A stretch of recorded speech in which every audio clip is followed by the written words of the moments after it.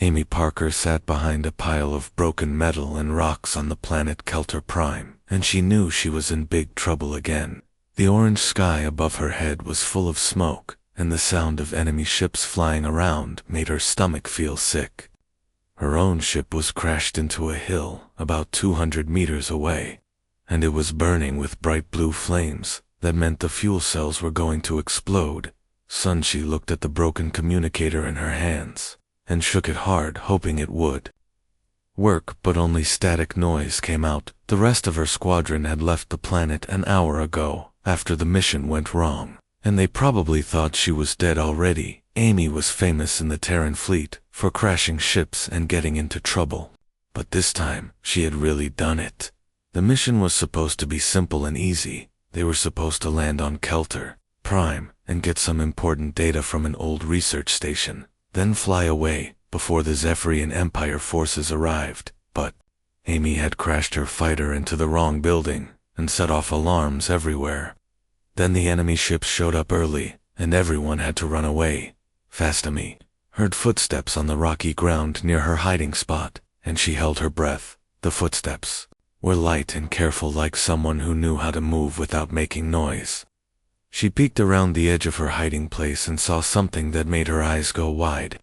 Beautiful alien woman was walking toward the crashed research station, and she looked like the elf creatures from old Earth stories. Her skin was pale blue, and her hair was long and silver like moonlight. Her ears were pointed, and her eyes were bright violet color. She wore a dark uniform with lots of metal decorations, and she carried a weapon that looked very advanced. Behind the elf woman walked another alien that looked completely different. This one had green scaly skin, like a lizard, and yellow eyes that moved back and forth, watching everything. Her body was tall and thin, and she moved like a snake. Amy had never seen aliens like these before, but she knew they had to be Zephyrian Empire soldiers. The elf woman stopped near a sleek black ship that Amy had not noticed before. It was parked behind some big rocks, and it looked fast and expensive. The ship had smooth curves and no sharp edges, and it was much nicer than any human ship Amy had ever seen. The lizard alien said something in a language that sounded like musical notes mixed with hissing sounds. The elf woman answered back in the same language, and Amy could tell they were talking about something important, even though she could not understand the word. Amy looked at her broken communicator again, and then at the enemy ship, and suddenly she had an idea. It was not a good idea, but it was the only idea she had. The alien ship was her only chance to get off this planet before the fuel cells in her crashed fighter exploded and attracted more enemy soldiers. She waited until both aliens went inside the research station building. Then she ran as fast as she could toward their ship. Her boots made loud noises on the rocky ground, and she tried to be quiet. But Amy had never been good at sneaking around. The ship had a ramp that was still down, and Amy ran up it without thinking about what she would do next. The inside of the ship was amazing, with walls that glowed softly and controls that looked like they were made of crystal and light. Everything was clean and beautiful and completely different from the rough metal ships that humans built. Amy looked around trying to find a place to hide, and she saw a door that was partly open. She ran toward it, thinking it might be a storage room where she could wait until the aliens took off and then figure out what to do next. But when she opened the door, she realized she had made a terrible mistake. The room was not a storage area. It was someone's bedroom, and it was obviously the elf woman's private space. There were clothes hanging up and personal items on shelves, and everything smelled like flowers and something else Amy could not identify before. Amy could back out of the room. She heard voices coming up the ramp. The aliens were returning to their ship, and she was trapped. Amy looked around the bedroom, trying to find somewhere to hide, but there was nowhere to go. The room was too small, and there was no other door. The voices got louder, and Amy could hear footsteps on the ship. She panicked and started touching things on the walls, hoping to find some kind of hidden panel or secret passage. Her hands hit something that felt like a button, and suddenly red lights started flashing everywhere. Loud alarm sound filled the ship, and a voice started speaking in the alien language Amy had heard before. She did not understand what it was saying, but it sounded very urgent, and very angry. The bedroom door slammed shut with a hissing sound, and Amy realized she was locked inside. The ship started moving, and Amy felt her stomach drop. As they lifted off from the planet she had not meant for this to happen, she had just wanted to hide until she could find a way home, but now she was trapped on an enemy ship that was flying away from Kelter Prime. Amy heard angry voices outside the bedroom door, and she knew the aliens had discovered that something was wrong. She sat down on the floor and put her head in her hands. This was worse than any of her previous disasters. She had not just crashed another ship. This time she had accidentally stolen one. The ship shook as it accelerated, and Amy felt the strange feeling in her body that meant they were entering hyperspace. She was now traveling faster than light in an alien ship with enemy soldiers who would probably kill her when they found her, and she still had no idea how to get home.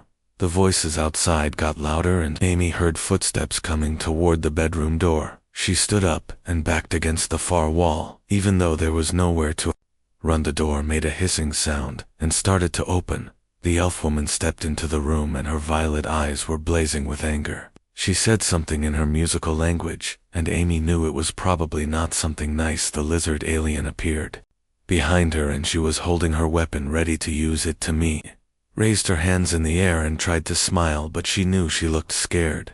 The elf woman spoke again, and this time Amy heard some words that sounded almost like English. The aliens had translation devices that were trying to figure out what language Amy spoke. Finally, the elf woman spoke in clear English with only a slight accent that made her voice sound like singing. She said, "Human, what have you done to my ship?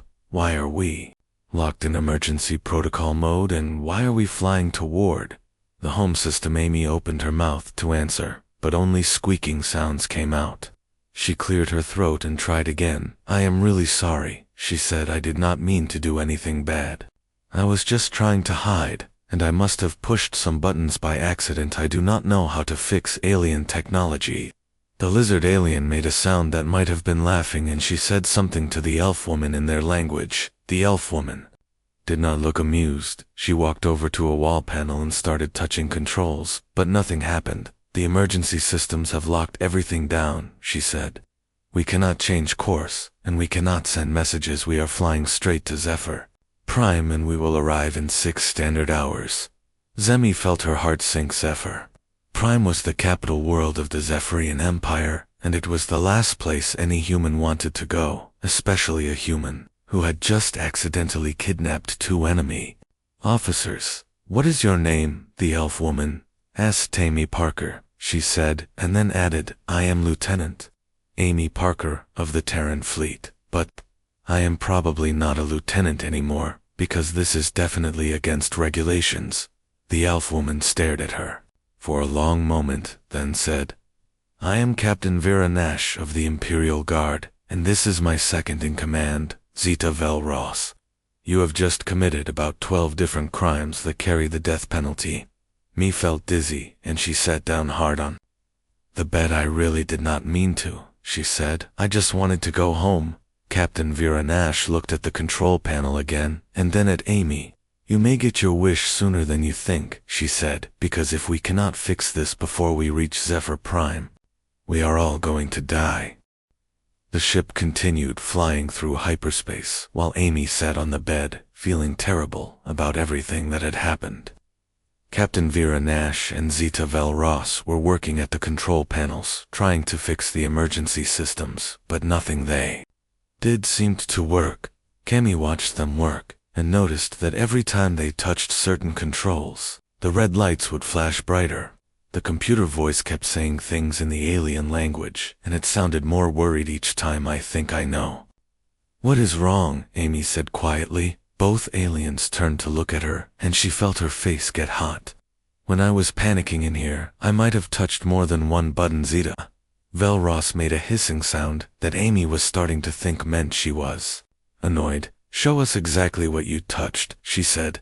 Neem got up from the bed and walked over to the wall where she had been frantically pushing things. She pointed to a crystal panel that was glowing red. "I think I pushed this one, and maybe this one, too, and definitely this one. Over here, Captain."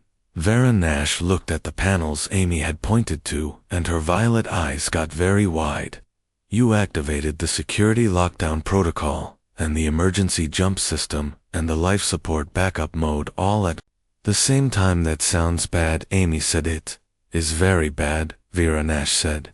These systems are not supposed to work together when you activated them all. The computer got confused, and now it thinks the ship is under attack, and also breaking down, and also needs to conserve air. So, what does that mean? Amy asked. It means, Zeta said, that the life support system is slowly shutting down to save power for the security systems.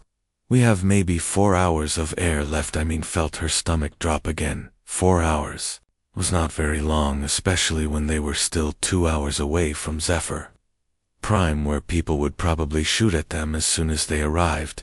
There has to be a way to fix this, Amy said. Can we just turn everything off and start over? The aliens looked at each other and had a quick conversation in their own language. Amy could tell they were arguing about something, and she hoped it was not about whether to throw her out of the airlock. Finally, Vera Nash turned back to Amy. The only way to reset the systems is to manually override each one from a different part of the ship. But the security protocol has locked all the doors except for this room and the main bridge, so we are trapped in here, Amy said. Not exactly, Zeta said. There is a maintenance shaft that connects all the main systems, but it is very small and very dangerous. The shaft has electrical fields that will hurt anyone who touches the wrong surfaces. Nee looked back and forth between the two aliens and realized they were both looking at her. She had a bad feeling about what they were thinking. Want me to crawl through the maintenance shaft? She said. You are the smallest, Vera Nash said, and you are the one who caused this problem. I wanted to argue, but she knew they were right. It was her fault. They were all going to run out of air and die. Plus, she was definitely the smallest person on the ship. Even Zeta, who was very thin, was much taller than Amy. Okay, she said, I will try to fix this, but you have to tell me exactly what to do, because I do not know anything about alien technologies. Zeta walked over to another wall panel and opened it to show a small tunnel that was just big enough for Amy to crawl through. The tunnel was dark, but there were small lights along the sides that showed where it went. The first system junction is about 10 meters down the shaft, Zeta explained. You will see a panel with blue lights. Touch only the blue lights and do not touch anything else. The electrical fields around the red and yellow lights will burn. Amy looked into the dark tunnel and swallowed hard. It looked scary, but it was better than suffocating. She got down on her hands and knees and started crawling into the shaft. The tunnel was cramped and uncomfortable, and Amy had to move very slowly to avoid bumping into the walls. She could see the electrical fields that Zeta had warned her about. They looked like thin blue lightning that danced between metal surfaces. When she reached the first system junction, Amy found the panel with blue lights, just like Zeta had described. She carefully touched each blue light in the order that Vera Nash called out to her through the ship's communication system. Each time she touched a light, it would turn green, and she would hear a small beeping sound.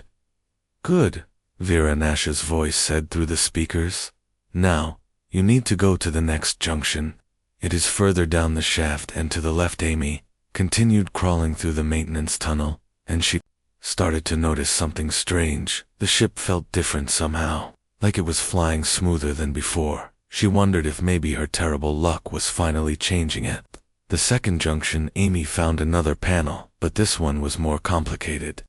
It had lights of many different colors, and some of them were flashing in patterns that hurt her eyes to look at. This one looks different, she called out. Zeta explained that this was the life support override, and Amy had to be very careful which lights she touched. If she made a mistake, the air could stop working completely. Amy took a deep breath and started touching the lights that Zeta told her to touch. Each light made a different sound when she pressed it, and slowly the flashing patterns started to change. The red warning lights turned yellow, and then green. The air in the ship immediately felt fresher, and Amy realized she had been holding her breath without knowing it. Excellent work, Vera Nash said. You are doing much better than I expected Amy felt proud of herself for the first time in a long while. Usually when she tried to fix things she made them worse. But this time she was actually helping. The third and final junction was the hardest to reach. Amy had to crawl through a section of the tunnel that was so narrow she could barely move. She could hear the electrical fields crackling louder here, and she was very careful not to touch the walls.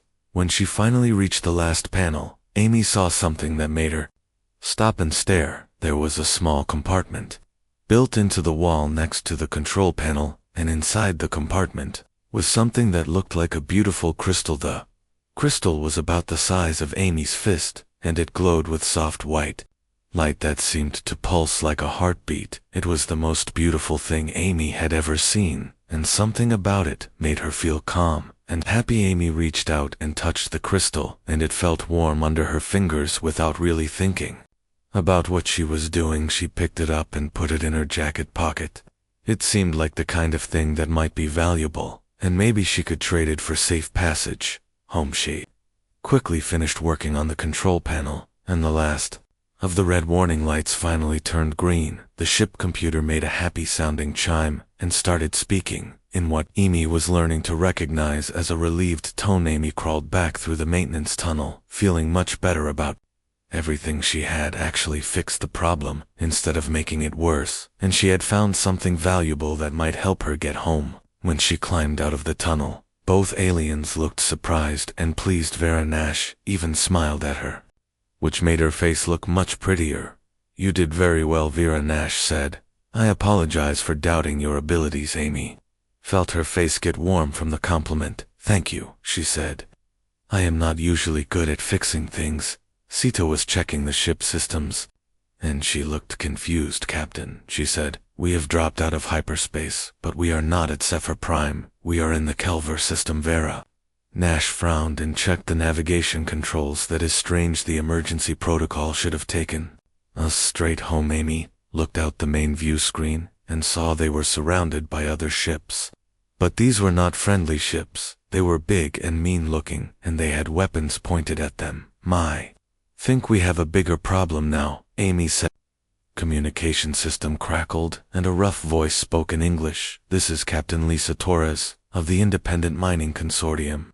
You are in violation of our territorial space. Prepare to be boarded and searched." Vera Nash and Zita looked at each other with worried expressions. Amy had never heard of the Independent Mining Consortium, but she could tell from the aliens' reactions that it was not good news.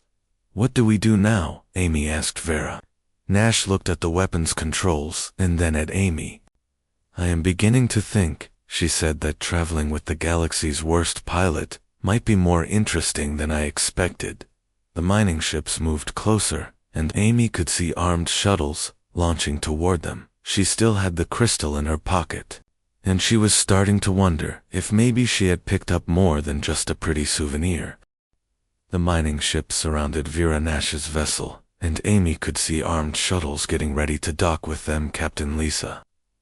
Torres' voice came through the communication system, again demanding that they lower their shields and prepare for looked at her two alien companions and noticed they both looked very nervous about something. Vera Nash was touching controls on her uniform, and Zita kept looking at the small compartment where Amy had found the crystal. "Is there something you two are not telling me?" Amy asked Vera. Nash closed her eyes and took a deep breath. "Amy Parker," she said, "do you still have the crystal you took from the maintenance chef to me?" Felt the weight of the crystal in her jacket pocket, and suddenly she had a very bad feeling. "Maybe," she said. "Why is that important?" Sita made a low hissing sound and spoke quickly to Vera Nash in their own language. Vera Nash answered back, and Amy could tell they were both very upset about something. "The crystal you found," Vera Nash said slowly, "is called the Crown Jewel of Eternity. It belongs to the Zephyrian Emperor, and it has been in the royal family for over 3,000 years. Amy felt her stomach drop to her feet. "That sounds very expensive," she said. "It is not about money," Zita explained. "The crown jewel is sacred to our people. It represents the connection between our emperor and the life force of our entire civilization. Without it, the empire could fall into chaos." Pulled the crystal out of her pocket and stared at it. It still looked beautiful and peaceful, but now she understood why the aliens were so worried. I did not know, she said. I thought it was just a pretty rock. Vera. Nash reached out toward the crystal but stopped before touching it. We were transporting it to a new secure location on Zephyr Prime, she said. The old hiding place had been discovered by rebels who want to overthrow the Emperor, so you are like secret agents. Amy said something like that. Zeta said, we are part of the Imperial Guard and protecting the crown jewel is our most important mission. But now that you have touched it, the situation has become much more complicated. Before Amy could ask what that meant, the ship shook as one of the mining shuttles docked with them. She could hear heavy footsteps on the hull, and the sound of cutting tools working on the airlock. What do we do? Amy asked. Do we give them the crystal? Absolutely not, Vera Nash said. If the crown jewel falls into the wrong hands, it could be used as a weapon against our people. We must protect it at all costs. The airlock door burst open, and 6 heavily armed humans in mining suits stomped into the ship. They were led by a woman with short black hair and scars on her face, who Amy assumed was Captain Torres. Well, Torres said, looking around the ship as Zephyrian Imperial vessel in our territory, this should be interesting. Me tried to look innocent while keeping her hand away from her pocket, where the crystal was hidden. She noticed that Vera Nash and Zeta had both moved slightly to put themselves between the miners, and Emma Torres walked over to Vera Nash and smiled, but it was not a friendly smile. Captain Vera Nash of the Imperial Guard, she said, I know who you are. Your picture is in our intelligence files. I am on a diplomatic mission, Vera Nash said. We are traveling under peace treaty protocols. Torres laughed. That treaty does not apply in independent space, she said. Besides, our sensors detected some very interesting energy readings from your ship, energy readings that match certain items the Emperor has reported. Stolen. Ami felt her heart start beating faster. The miners knew about the crown jewel somehow, and they were here to take it. We have nothing that belongs to you, Zeta said, but Torres ignored her and started walking around the ship, scanning everything with a handheld device. Scanner started beeping loudly when Torres pointed it toward Amy, and she tried to step backwards, but there was nowhere to go. Torres said, the energy source seems to be coming from our human friend. Hirami tried to think of something to say, but her mind was completely blank. She had never been good at lying, and she definitely could not think of a good story to explain why she was on an alien ship with a stolen Imperial treasure in her pocket. Torres reached toward Amy, but Vera Nash stepped between them. I will not allow you to harm an innocent civilian, she said. Nason. Torres laughed. That is Lieutenant Amy Parker of the Terran fleet. She is famous throughout this sector for being the worst pilot in human space. What is she doing on your ship? Captain Amy felt her face get hot with embarrassment. Even space pirates knew about her terrible reputation, but before she could say anything, alarms started blaring throughout the ship. Torres looked at her scanner and frowned. We have incoming ships, she said. Big ones, and they are not friendly. Through the main view screen, Amy could see new vessels dropping out of hyperspace. They were sleek and deadly looking with the distinctive design of Zephyrian Imperial warships. The lead ship was larger than the others, and it had golden decorations that marked it as belonging to someone very important. A new voice came through the communication system, speaking in the musical Zephyrian language. Vera Nash answered in the same language, and Amy could tell from her tone that she was trying to explain something complicated. The Imperial ships moved into attack formation around the mining vessels, and Amy realized they were now caught in the middle of what might become a very big fight. What are they saying? Amy asked. Sita looked worried. They are demanding that we surrender the crown jewel immediately, she said. The lead ship belongs to Prince Zeldex, who is Vera Nash's former mentor in the Imperial Guard. Amy looked at Vera Nash and saw that her violet eyes were filled with sadness. Why does your former mentor want to arrest you? She asked. Because Vera Nash said quietly, he thinks I have betrayed the Empire by allowing the crown jewel to be stolen, and technically, he is right. Torres and her miners were looking back and forth between the Imperial ships and the conversation they could not understand. Finally Torres spoke up in English. "Look, I do not know what is going on here, but I do not want to fight the Imperial Navy today. Has been expensive enough already." She turned to Amy and held out her hand. "Give me whatever you took from their ship, and maybe we can all walk away from this." Amy looked at the crystal in her hand, and then at Vera, Nash, and Zeta.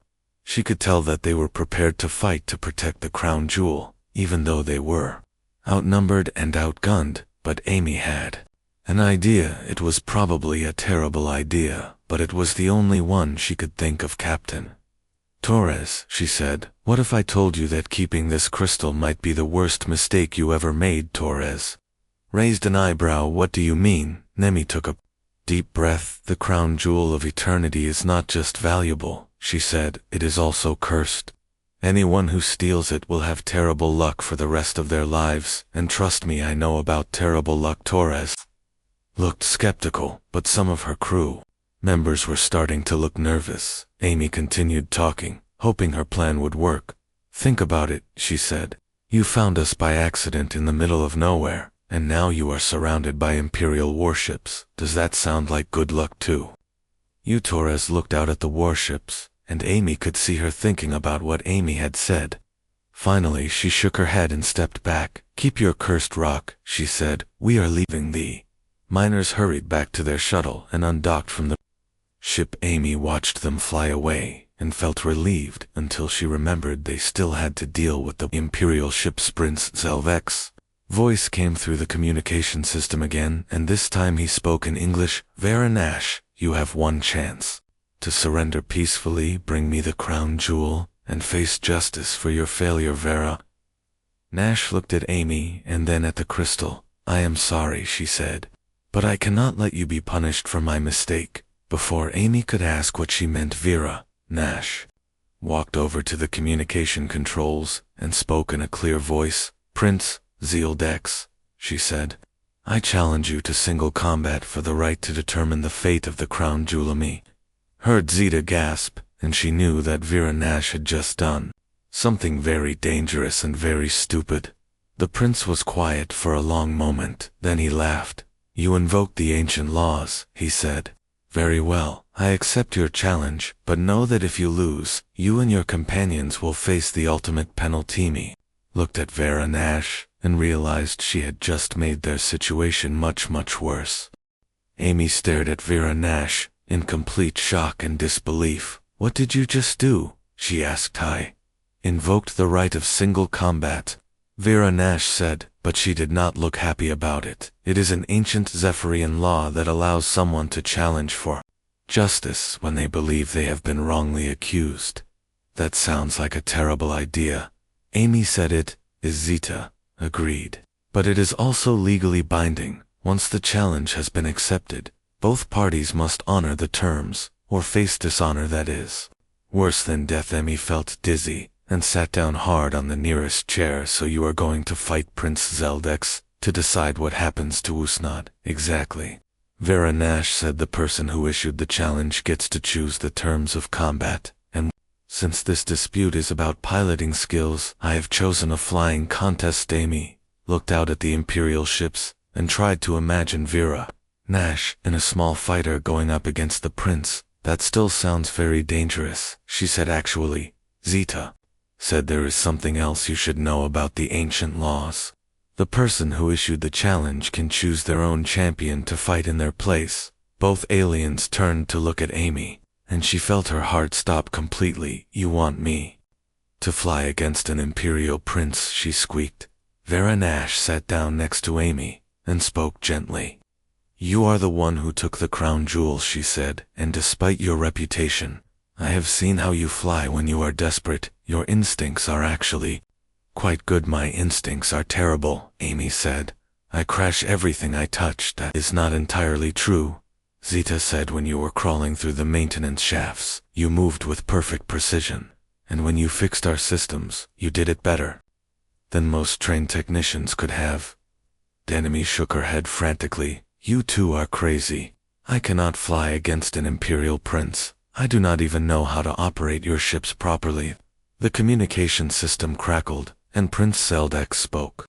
Again, Varanash, you have 1 hour to prepare for the contest. We will meet at the coordinates I am transmitting. The course will be through the Maelstrom Nebula, and the first pilot to reach the exit. Point Winsome felt all the blood drain from her. The Maelstrom Nebula was famous throughout the galaxy as the most dangerous place any pilot could fly. It was full of energy storms and gravity wells and space debris that moved in completely unpredictable patterns most ships that entered. The Maelstrom were never seen again. You cannot be serious, she said. Nobody flies through the Maelstrom Nebula on purpose. Prince Zeldex does, Vera, Nash said. He is considered one of the best pilots in the Imperial Navy, and he has flown through the Maelstrom 3 times. Before Amy put her head in her hands, this was definitely the worst situation she had ever been in.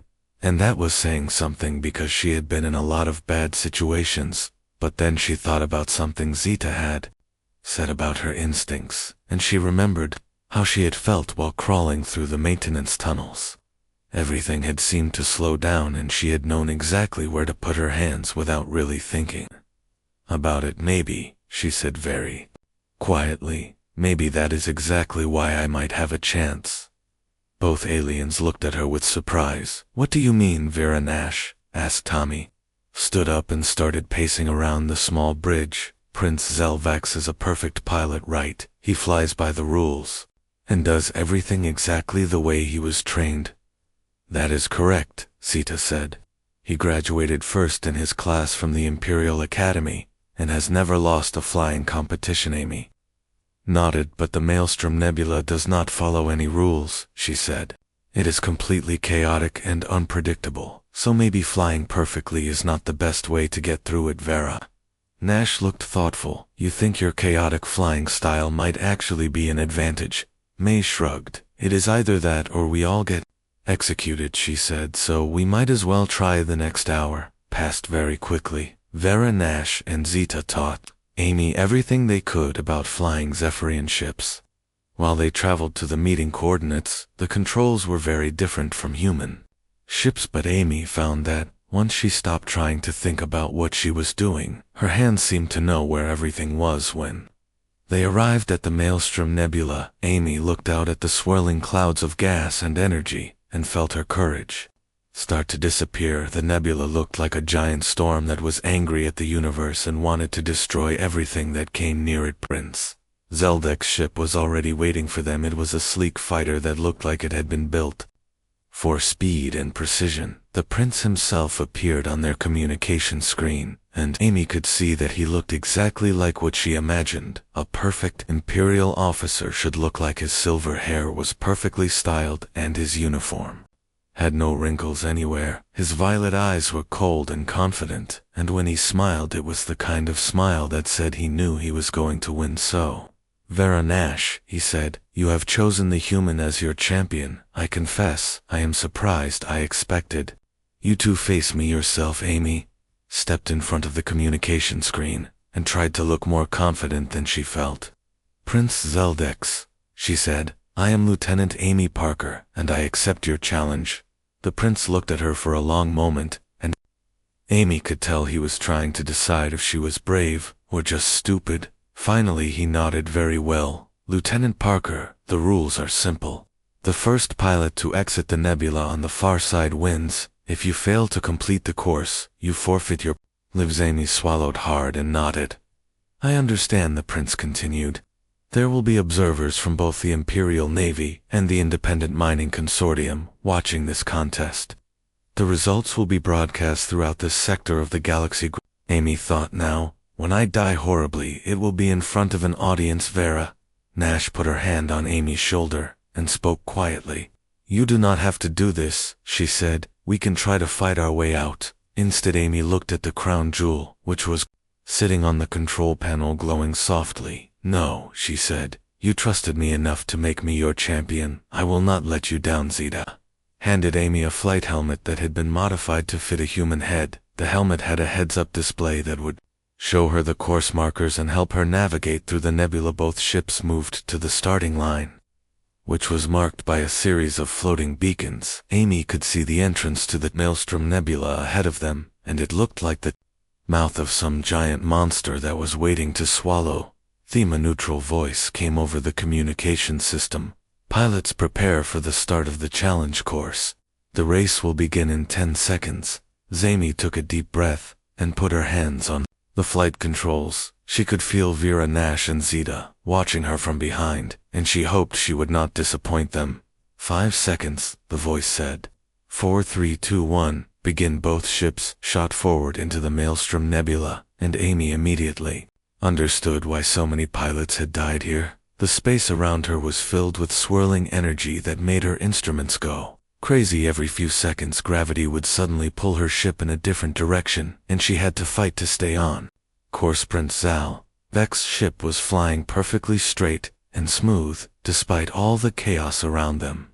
Amy could see that his technique was flawless, and his ship barely moved even when hit by energy blasts from the storms. But Amy quickly realized that flying perfectly might not be the best strategy. The nebula seemed to be actively trying to push ships off course, and fighting against it was using up a lot of energy. Instead of fighting the forces around her, Amy started to work with them. When gravity pulled her ship to the left, she went left and used the momentum to go faster.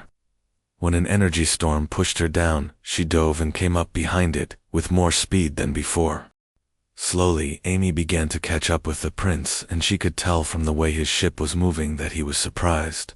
She was not flying the way any trained pilot would fly, but somehow she was keeping up with him. Halfway through the course, Amy actually took the lead when she flew through the center of an energy storm that the prince had carefully flown around. The storm was dangerous, but Amy had realized that the center was actually calmer than the edges. For a few minutes, Amy thought she might actually win, but then disaster struck. Her ship hit something that felt like a giant invisible wall, and all her engines shut down at once. Amy frantically tried to restart the engines while her ship tumbled out of control through the nebula. She could see Prince Zalvek's pulling ahead, and she knew that in a few more minutes he would win the race, and she would lose everything. But then Amy noticed something strange about the way her ship was tumbling. It was not random. The ship was following a pattern that matched the energy flows in the nebula, and those energy flows were moving toward the exit. Tommy stopped trying to restart her engines, and instead used the small maneuvering thrusters to steer her tumbling ship. She was surfing the energy currents like a leaf on a river, and she was moving faster than any engine could have pushed her. When she shot out of the nebula exit point, she was 3 full minutes ahead of Prince Zalvek's, and going so fast that she had to use all her skill just to avoid crashing into the finish line beacons. The communication channels exploded with excited voices as everyone tried to understand what had just happened. Amy Parker had just done something that should have been impossible. She had flown through the Maelstrom Nebula without engines and somehow won the race, but Amy barely heard any of it because she was staring at the crown jewel, which was now glowing so brightly that it hurt to look at directly. Something was happening too. The crystal, and Amy had a feeling that winning the race was only the beginning of their problems. That crown jewel was glowing so brightly that Amy had to shield her eyes with her hand. The crystal was pulsing with energy that made the air around it shimmer like heat waves, and she could feel power radiating from it in ways that made her skin tingle. Vera, Nash, and Zeta were staring at the crystal with expressions of wonder and terror on their faces. Amy had never seen anything like the way the jewel was behaving, and she was starting to understand that something very important was happening.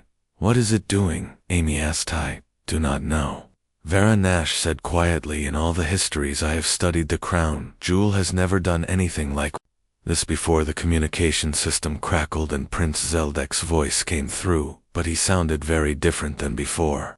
Instead of being confident and commanding, he sounded worried and almost frightened. "Captain Nash," he said, "you need to get away from that nebula immediately. Our long-range sensors are detecting something that should not be possible." Before anyone could ask what he meant, the space around them began to change. The stars seemed to dim and twist, and Amy felt a cold feeling in her stomach that had nothing to do with being scared. Something was coming, and it was something very bad. Vera Nash was working frantically at the sensor controls, and her face went pale as she read the displays. "Captain," she said to Prince Vex, "we are detecting massive energy signatures approaching from deep space. The patterns match descriptions from the ancient archives." "What?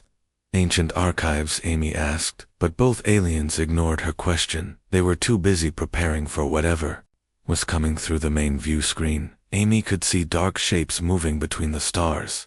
They were huge and moved in ways that hurt her eyes to watch. The shapes seemed to absorb light instead of reflecting it, and looking at them made Amy feel like something was crawling around inside her brain. "Those are devourers," Zeta whispered, and Amy could hear absolute terror in her voice. "Devourers?" Amy repeated. "What are devourers?" "Ancient enemies," Vera Nash said without taking her eyes off the sensor displays. "They feed on order and civilization, and they were defeated thousands of years ago by the first Zephyrian emperor, using the crown jewel as a weapon." Amy looked at the glowing crystal in her hands, and suddenly everything made sense. The crown jewel was not just a symbol of royal power. It was a weapon designed to fight these devourer creatures, and somehow her chaotic flying through the maelstrom nebula had activated it more. Ships were dropping out of hyperspace around them, imperial vessels and independent mining ships, and even some Terran fleet cruisers that Amy recognized. All of them had detected the devourer energy signatures and come to investigate. But as Amy watched the approaching dark shapes, she realized that all these ships together would not be enough. The devourers were massive beyond imagination, and there were dozens of them moving in perfect coordination, like parts of some terrible machine. The crown jewel pulsed brighter, and Amy felt something like a voice speaking directly into her mind. It was not words exactly, but she understood what it was trying to tell her. The weapon needed chaos to function properly. It needed the kind of beautiful, unpredictable disorder that Amy had created when she flew through the nebula. "Me, Parker," Prince Zelvek's voice came through the communication system. "I do not know what you did in that nebula, but the crown jewel is responding to your presence in ways we have never seen before." Army stood up and walked over to the pilot controls, still holding the glowing crystal. The voice in her mind was getting stronger, and she was beginning to understand what she needed to do. "Vera Nash," she said, "I need you to give me manual control of all the ship systems." "That is extremely dangerous," Vera Nash replied. "You could accidentally destroy us." Alami looked at her two alien friends and smiled. "I have been accidentally destroying things my whole life," she said, "but maybe this time I can accidentally save something." Instead, Zeta moved to the weapons control station, and Vera Nash reluctantly transferred all ship functions to Amy manual control. Amy sat down in the pilot seat and immediately felt the crown jewel connect with the ship systems in ways that should not have been possible. The crystal was not just glowing now, it was singing with harmonies that seemed to come from everywhere. At once Amy could feel the song in her bones and in her heart, and she knew that this was what the weapon had been waiting for all these centuries. The first wave of devourers reached the assembled fleet, and Amy watched in horror as the dark creatures began draining energy from the ships they touched. Weapons stopped working, engines failed, and life support systems started shutting down. But when the devourers tried to attack Amy's ship, something completely different happened. The crown jewel flared with brilliant light, and the dark creatures recoiled as if they had been burned. The chaos that Amy naturally created seemed to disrupt their ability to drain ordered energy. Amy began flying in the most chaotic patterns she could imagine. She spun and dove and twisted through space in ways that would have made any flight instructors scream with terror, but every impossible maneuver she made caused the crown jewel to pulse brighter and push the devourers further away. Other ships began following Amy lead, and she found herself accidentally commanding a fleet of vessels from 3 different civilizations. None of them could understand what she was doing, but they could see that it was working. Me flew straight at the largest devourer, and at the last second pulled into a spin that should have torn her ship apart. Instead, the crown jewel created a field of chaotic energy that wrapped around the creature and began breaking it apart at the molecular level. The other devourers tried to retreat, but Amy was everywhere at once, creating impossible flight patterns that turned order into chaos, and chaos into weapon. Energy, the crown jewel, was feeding on her natural ability to make everything go wrong and turning it into the most powerful force in the galaxy. One by one, the ancient enemies were destroyed by the very randomness they could not understand or absorb. Amy flew like a hurricane made of starlight, and the crown jewel sang songs of beautiful destruction that echoed across the entire system. The last devourer finally dissolved into harmless particles. Amy felt the crown jewel power begin to fade. The crystal became dim and cool in her hands, and she realized that the immediate danger was over. The communication channels exploded with voices from every ship in the fleet. Everyone was trying to understand what had just happened, and how a human pilot with the worst reputation in the galaxy had just saved them. All Prince Zalvex was the first to speak coherently. "Lieutenant Amy Parker," he said, "I do not know how you did what you just did, but the Zephyrian Empire owes you a debt that can never be repaid." Amy looked at Vera Nash and Zeta, and saw that they were both smiling at her with expressions of pride and amazement. "I just flew like I always do," she said. "I guess this time it worked out better than usual, eh?" New voice came over the communication system, and Amy recognized it as belonging to Emperor Zal Noth himself. "Lieutenant Parker," he said, "I am offering you a full pardon for any crimes you may have committed, and a position in the Imperial fleet as a special pilot for missions requiring unconventional thinking." Amy thought about the offer for a moment, then looked at her two friends. "What do you think?" she asked. "Should I become a professional chaos pilot?" "Absolutely, Vera," Nash said. "I would be honored to serve as your wingman, and I will handle all the technical systems," Zeta added. "Someone needs to make sure you do not accidentally blow up any more planets." Amy laughed and spoke to the Emperor. "Thank you, Your Majesty," she said. "I accept your offer, but I have two conditions. My friends, Vera Nash and Zeta Vel Ross, have to be part of my crew, and I want my official call sign to be Hurricane instead of the worst pilot in the galaxy." "Granted, the Emperor," said Hurricane. "Amy Parker, you are now the official chaos pilot of the Imperial fleet. May the galaxy survive your good intentions." They flew toward Zephyr Prime to begin their new adventures. Amy looked at the crown jewel, which was now quietly glowing in its special case. She had started this whole mess by trying to steal a ship and accidentally taking the most important artifact in the galaxy, but somehow her terrible luck had turned into the best luck anyone could ask for. She had new friends who understood her. She had a job that actually used her unique talents, and she finally had a nickname that did not make people laugh at her. Amy Parker was still going to crash a lot of ships and make a lot of mistakes, but now everyone would know that sometimes the worst pilot in the galaxy was exactly what the universe needed. And that was definitely not something she had planned to do when she woke up that morning hiding behind a pile of rocks on Kelter Prime.